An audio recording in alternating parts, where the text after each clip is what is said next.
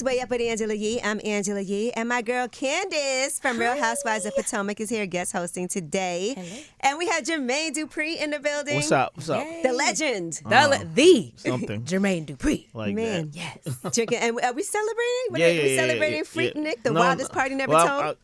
I am celebrating Freaknik, but I gotta wait till Thursday to celebrate Freaknik. I'm celebrating Money Long's #1 record today. Oh, congrats. Okay, made for me. Yes. Listen, Money Long is so amazing. We were just talking about her earlier today because, of course, we play that song all the time. Yeah. But that song is like a perfect... It's an earworm. Yeah. Like, you can't help but sing it. Yes. Yep. Cheers. And then I saw Jeremiah just did his... Is that an official remix? Or? No, he just did his own thing. Okay, I wasn't sure. Yeah. It sounds good, though. Yeah, no, it's good. It's good. Yeah. I mean, there's a bunch of people that did that. There's a bunch of different versions out here, but I mean, you know. Is she going to do an official remix? She has one. Well, I mean, I think we have a couple of Lil Jon did a remix, but just not really that where she changed the lyrics yet, like a JD mix. Right, it's more that's or less what I'm like, saying. Yeah, I know you looking for that type of. I don't know if she's gonna do that. Yeah. All right. Well, shout out to Priscilla Renee. Yes. Just the fact that it took her like a period of time to get to this point where she's Money Long. Yes. You know, now, because I think people understanding like the backstory of Priscilla Renee as a songwriter, having worked with so many people, but now having #1 songs on her own. It's a fame, different her own feeling. success. Yeah. Definitely. Yeah. So shout out to you, Money Yeah. Long. Shout out, Go Money girl. Long. He's over here celebrating. Congratulations. He's celebrating Yes. for you. JD's celebrating for you right Thank now. you. Got to. Yes. All right, well, let's talk about you. Let's talk about Freaknik. Yes. The documentary, The Wildest Party Never Told. Yeah. We actually both had a chance Yes. to Take get a a preview and watch it ahead of time. Okay. Yeah. It's not what we thought it would be. What did you think it was? I was shocked because when it first came out that you were doing this documentary, I think the world kind of like was shaking in their boots a little bit. People like, were nervous. oh crap, it's gonna be this thing talking about my mama twerking on top of cars. And it was the complete opposite. It felt, I think someone said it felt like a history lesson, like a Black history lesson. Yeah, no, that's what it is. It's a Black history learning moment. Yes. It's a Black history moment. Yes. It's a Black college moment. Yes, an HBCU college moment. Yes. You know, so it's a big, it's a story that just needed to be told. Yeah. And in the South, you know, in the culture of hip hop and culture period, we have been neglected. You know what I mean? Our stories haven't been told the way other people's stories have been told in hip hop. And this actually is the first story of Atlanta Southern hip hop to be told on this type of stage and this you know, on this large level. So shout out to Hulu, shout out Mass Appeal, and everybody that helped bring this to life. When did you know? At first you were a little hesitant. It felt like to do this project because you want to make sure the story is told. No, I wasn't. No, I wasn't. No, I've always been just, you know, ready to do it. I wanted to make sure that it was told from the many different perspectives, because I think a lot of times people think, one, they think I'm older than what I am, and I didn't experience Freaknik the way Luke experienced Freaknik because I was younger than him. So in 91, I was only 17. Well, 91, I was 16. You know, 91, 92, 17, whatever. Those years, I was basically part of the traffic. Okay. So my vision or whatever, what my experience in Freaknik was different than a conversation that I would have with Luke. I wasn't in the party, so I didn't see anything. So even when the women was talking about the guys groping them or whatever was happening, I didn't never see that because I was in the car. If you was in the car doing Freaknik, it was hours. all you was doing was driving up and down the streets and stuck in the traffic. It wasn't much that could happen besides you let girls get on top of the car. Right. Or you talk, you know what I mean? It wasn't much that could happen. You was just watching everything else that was going on. Yeah. So I just wanted to make sure that we focused on the separation of experience because it's a lot of different experiences that happened during Freaknik. I thought it was cool how at the beginning you had like the not millennials, Gen Z, like it was like from 2022. Kids saying, yeah, this is what Freaknik is, and like describing the experience, and then cut to the gentleman that was like, they don't know what Freaknik is, and and then the real experience starts. Yeah, so 21 Savage basically throws a birthday party that, and his theme of the birthday party is Freaknik. Yeah. Or he started it. And that was the theme, and I think he did it for like multiple years, and he had Luke come perform, so it was just like, he wasn't at Freaknik in 94 and 95, but some reason Freaknik resonates with him, right? And it's because he lives in Atlanta, and something about him knows about Freaknik, he right? heard the stories. Yeah, Yes, he's I heard the whatever stories. it is that what somebody told him, or whatever it is that you want to have a party and that be the theme. It made perfect sense to just let him be a part of the documentary, so that the younger people will pay attention to it and just be like, they try to find out about it. If they got to go Google whatever it is, they got to search and whatever it is. I mean, at this point now, you're going to learn so much, because I was having this conversation with somebody the other day, and they was arguing with somebody about who actually created Freaknik. And I'm trying to tell them, like, yo, the DC Metro Club created it. And they was like, nah, it was created in Decatur by these Greeks. And I'm like, if the Greeks created it, what's the name of their picnic? Right. Okay. Yes. And why didn't they be the ones that continue? You know what I mean? Yeah. So it's just, I think it's going to be a big learning lesson for a lot of people. For sure. I definitely learned a lot. Yeah. It just makes me think of like during that era. I mean, we had the Tunnel in New York. And I feel like there's never been like a club like the Tunnel. Nothing. Since then, just like Miami has Live, and there's never been an experience like that. And Freaknik is something that Atlanta had that was like this legendary. You'll never have it. I mean, and so many things that was happening during Freaknik. Like we had 112, we had Outkast. Outkast came out of Freak. I mean, they didn't come out of Freaknik, but the artists used Freaknik as like the mixtape here in New York, basically. So it was more or less like, when Freaknik is coming, get your product prepared. Yeah. Get your paraphernalia ready. Get your whatever it is that you're going to throw out, your merchandise and all of that. So we all use Freaknik as a launching pad to broaden the height of our brands. What do we have today for something like that? Right, what's nothing? Because remember back in the day, there used to be like all these different music conferences. Yeah, we don't have the nothing. Mix Show Power Summit that used to travel around, the Impact. Yeah. We don't have anything because people are not manual no more. I mean, that's one thing I was talking about earlier is that if y'all saw the doc, it's the people that actually get in their cars and drive. I don't know 4 girls that would get in a car now and drive to Atlanta. Just drive to Atlanta, period. But then drive to Atlanta just to hang out and be outside. I don't think you can find them. My sister's Gen Z. They're kind of weird. Car and drive. And document the whole trip too. By the way, and she has a content phone, and she would do that. Okay. Yeah. I don't see people doing manual things. Yeah. Like, it's girls talking about they wouldn't even go to Cheesecake Factory. So why would they? Well, we don't acknowledge those girls. Why would they drive to it? Yeah, I mean, because we want the bread, we want the pasta, we want the cheesecake. Okay, exactly. I don't understand what's wrong with Cheesecake Think about Factory. those days we all used to be in one hotel room. Yep. Oh my gosh. Yes. Yeah, that's I still believe it's happening. I still Yes. believe that these girls that's going to Tulum, they just ain't showing it. But they sharing rooms. Yes. I definitely believe this. I mean, even look at how spring break is now in Miami. They're trying to get rid of spring break, but people are still going out there to party, but they have a curfew. And the curfew is midnight. Yep. So the clubs have to be closed by midnight, and it's not the same. I was there maybe a couple of weeks ago for the Wine and Food Festival, and I went.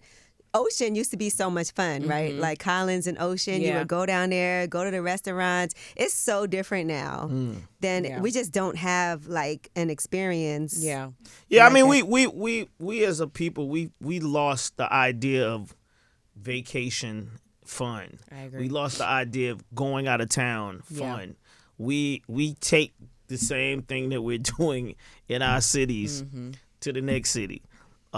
It used to Freaknik was a time where if you drove to Atlanta, you was going to have fun. Yes. and that's why these people are on the internet scared about this documentary because that was their idea. They was going to have fun that they didn't think nobody was going to find out about. Right, because unless you had a big old camera. There was no social media like the time. I mean, they wasn't even thinking. I mean, but they knew the cameras was there. Yeah. But I just don't think they ever thought that somebody would bring those VHSs back and expose them. I'm sure you saw a lot of footage that may not have been used in this documentary. Yeah. Because I mean, a lot of it's not needed. You know what I mean? You don't have to show. I mean, well, even when you say y'all thought it was gonna be different, it starts off with I mean, I ain't gonna tell. Right. It starts off pretty crazy. So what else did you think you was gonna see?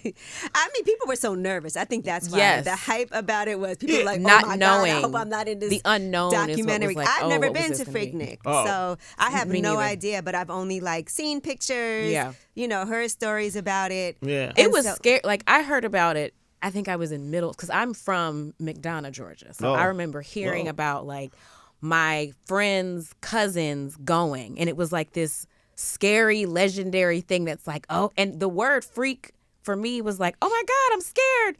So again, watching the documentary, I was like, wait, this is not what it wasn't what I thought it was. Well, it definitely was not. Like, and I, you know, I was saying this morning on the Breakfast Club that the word freak was used just like Pinky used slutty vegan. Yes. It's like, the first time you heard slutty vegan, I'm sure you probably thought whatever you wanted to think. What is this? Yes. Right? And then when you go in there, they're like, slut! Right. Yeah. I mean, that's crazy still, but just to see all the people that have you know, embraced it. Yes. And don't fear saying it anymore. Right. And she does this whole little thing like you've been slutified and you have to tell. And I feel like that's what's the freak was used exactly like that to get people's attention, and it got people's attention. And that's another thing I want people to know. Like the word was just used to get your attention. Sensationalized. You know? And it worked. Yeah. Do you think that there could ever be another Freaknik? Like could it resurge, and what would that look like? Because there's like a concert, right? They do some type of no. festival. Or... Yeah, but no. I mean, I think that if Freaknik came back, it would have to be with the DC Metro Club, and they would have to explain. I mean, I'm not in it, but they would have to explain to whoever is helping them put this together that what they did, because none of us know. That's the one thing that we don't. I mean, they talk about it a little bit where they put up flyers and this, that, and the third, but you know, while I'm watching, I'm like, it's got to be more. You can't just. There ain't no flyers turned into this. Yeah. Like, I've seen flyers out. I don't know that it's turned into Freaknik. Right. So it was something else that was said that traveled as word of mouth to make people believe that they should come. And I don't know what that is, and we don't see that in the documentary. It's something I thought about afterwards when I was at South by Southwest.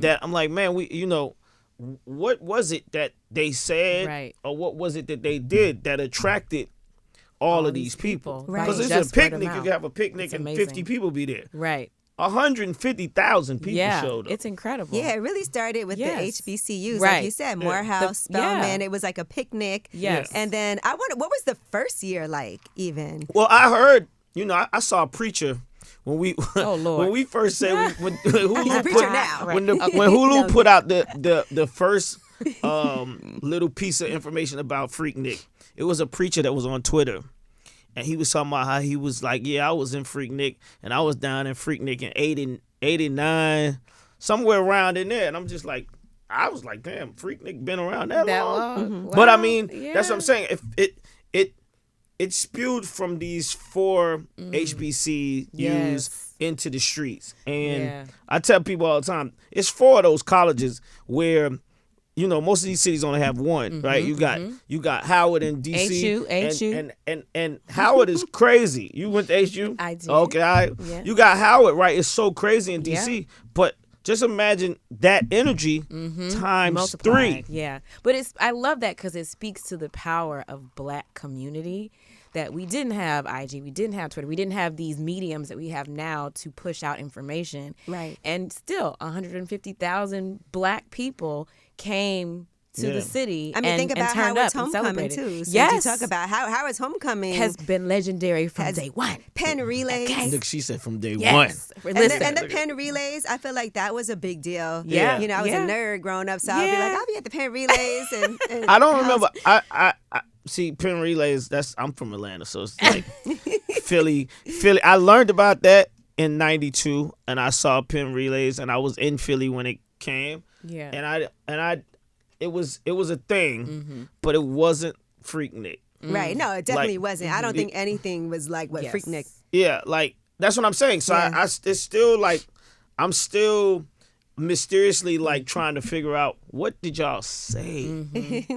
Somebody said in the doc, they were like, "Is this heaven?"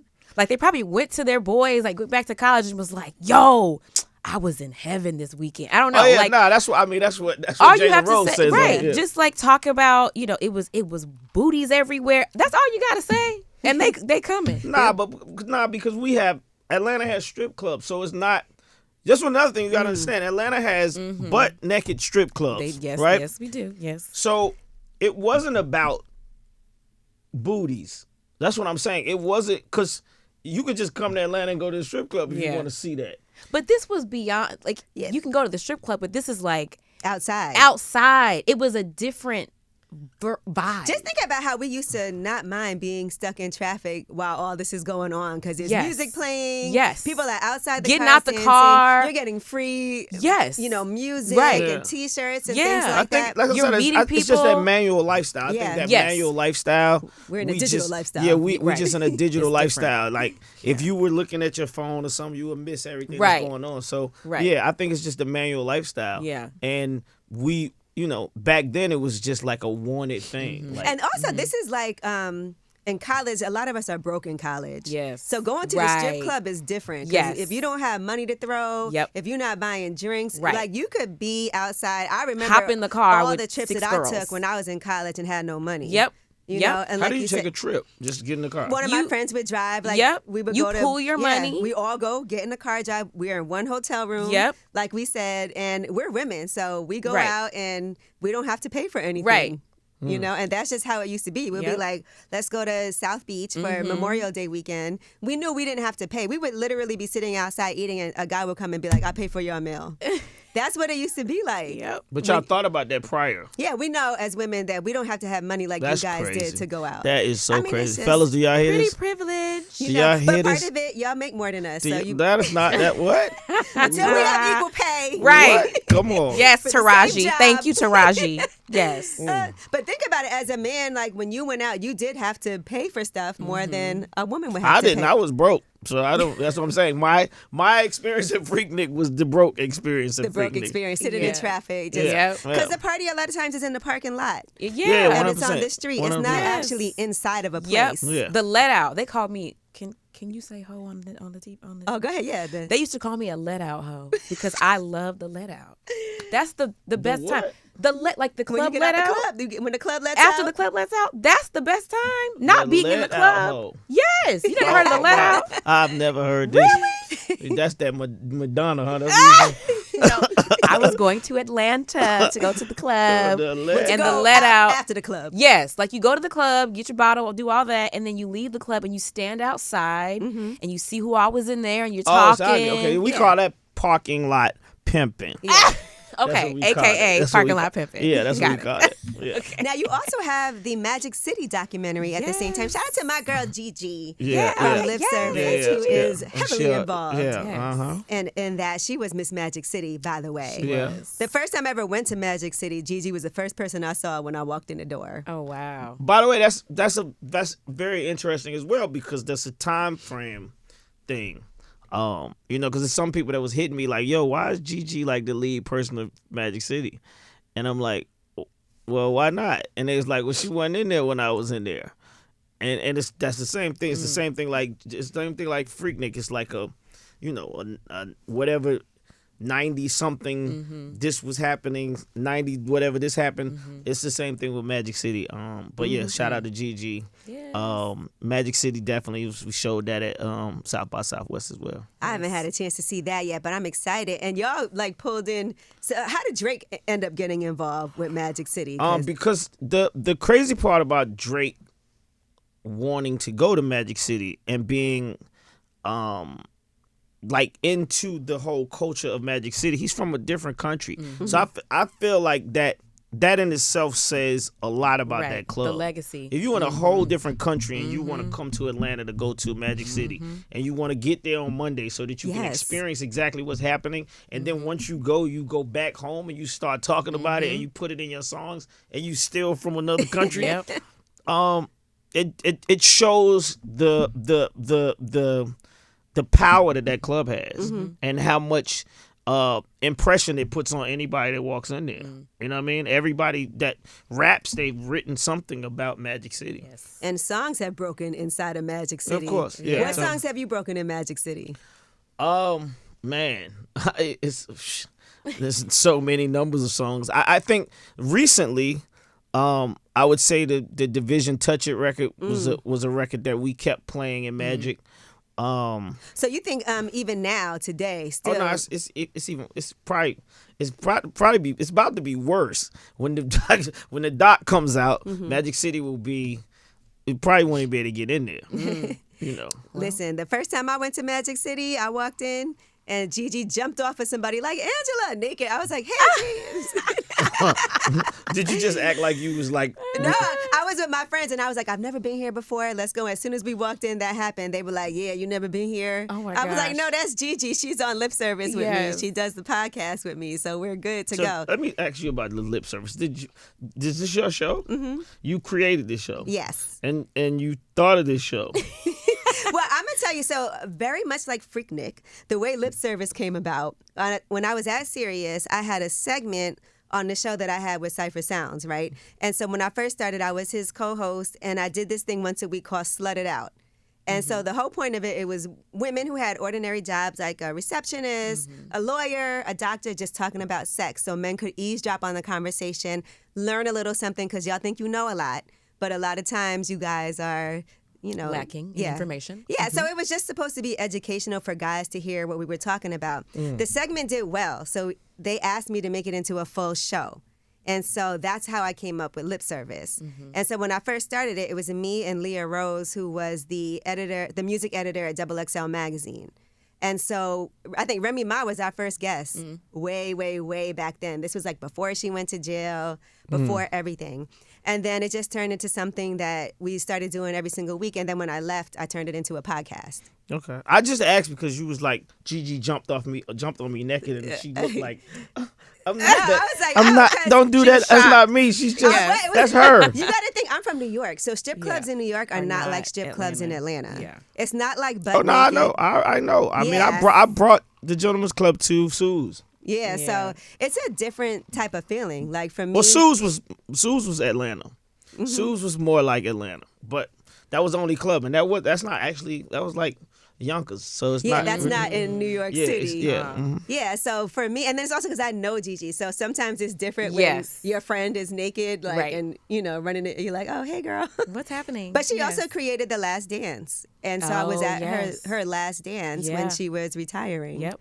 So okay. Good times. Well, JD, you are like really doing a lot to document a lot of things happening in Atlanta. What other untold stories are there that you want to tell? Not just Atlanta. I think the South. Period. I think, like I said, I feel like the South has not been interesting to Hollywood for some reason, and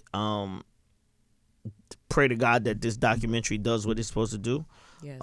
Make sure y'all go stream this on Thursday. Yes. So that we can get more stories. This is a lot more stories to be told about the South. Just even my story, and my story in itself. People don't know the Jermaine Dupri story. They know what they heard. They got little pieces and this, that, and the third. But if it was like, my life would be different if you knew my story. Who would play Jermaine Dupri in the Jermaine Dupri story? A young Jermaine, a young JD. A young Jermaine, a teenage Jermaine. And you could play yourself today, Jermaine. I don't know. I mean, we talked about doing this a long time ago, but as time has gone, but who was that? Damn, I forgot. JD approved. Somebody in Atlanta. Larenz. Oh, that's good. I can That's see that. good. Yeah. That's my homie. Yes. You know what I mean? But, yeah. Okay, Larenz, get him on the line. Because you're gonna do your story, right? Like you have to. Yeah, I hope so. No, you have I hope to. that like I said, I hope that this opens the Yes. door for that. Like I said, for the longest, people have ignored what's happening. So hopefully this makes people wake up. Why do you say it would be different? Like if people knew your story, because I would, if I was. So if you just take, like, for example, sports. If you take it, for example, like sports. If a kid comes into sports, in basketball, football, at 19, 20 years old, and he wins the Super Bowl that first year that he came out, ESPN would have made a whole damn, it would have been like this freak of nature, right? Mm-hmm. I did that. I put out my first group, Crisscross, at 19. Their first record became a number one Hot 100 record. We won the Super Bowl immediately, right? And I birthed young rappers, as making rap be something that young people wanted to do and saw that it was attainable. But hip hop shunned it and make it seem like it was like something that wasn't a hip hop thing, and it was more like a gimmick. And we was from the South, so it was like the South and the gimmick thing put on top of it. And so you missed a lot of that. You missed a lot of that story.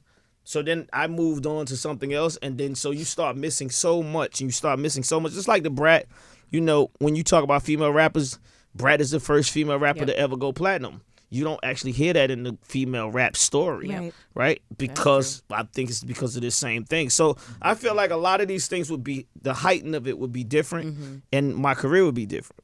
Wow, that's yeah. I mean, really, because I feel like I always grew up hearing Jermaine Dupri, Same. Jermaine Dupri. Like, I'm your gonna tell you, Billboard, like, so deaf Billboard, on 75, but in my mind, I'm saying, listen, if today, right? I mean, listen, Crisscross came out in 92.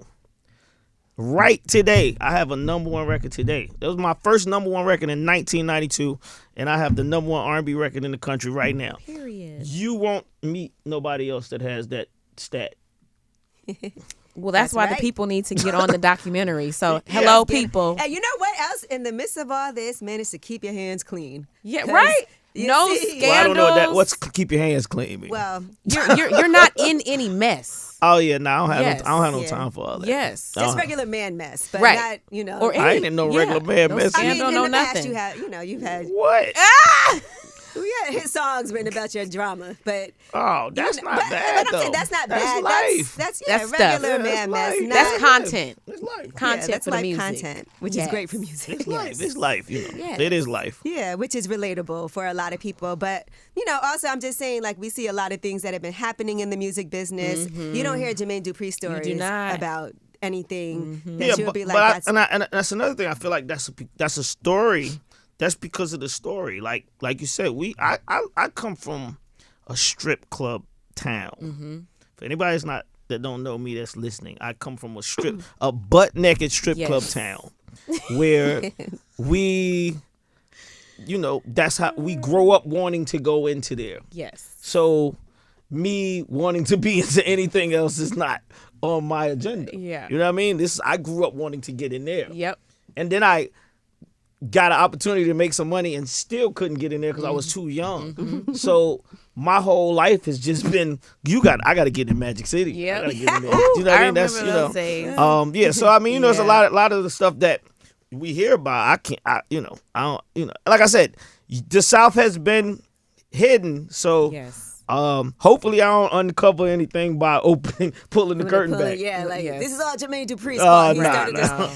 Have you and Luke always had a good relationship with each other? Yeah, I mean, he's friends with my dad. Okay. So my dad used to live in Miami.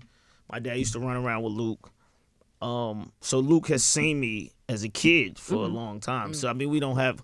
I mean, our separation in age got to be 20 years plus, something like that. I mean, so I wasn't ever hanging out with Luke. Right. And I never had opportunity to go to any of the Luke parties while he was actually physically doing what he was doing. So yeah, I mean, but we've known each other, and respectfully, I feel like I try to carry the South the best way I can, and every time I get a little notch, I try to bring other people in. Yes. You know what I mean? We see that. The South appreciates you. Yeah. Yes.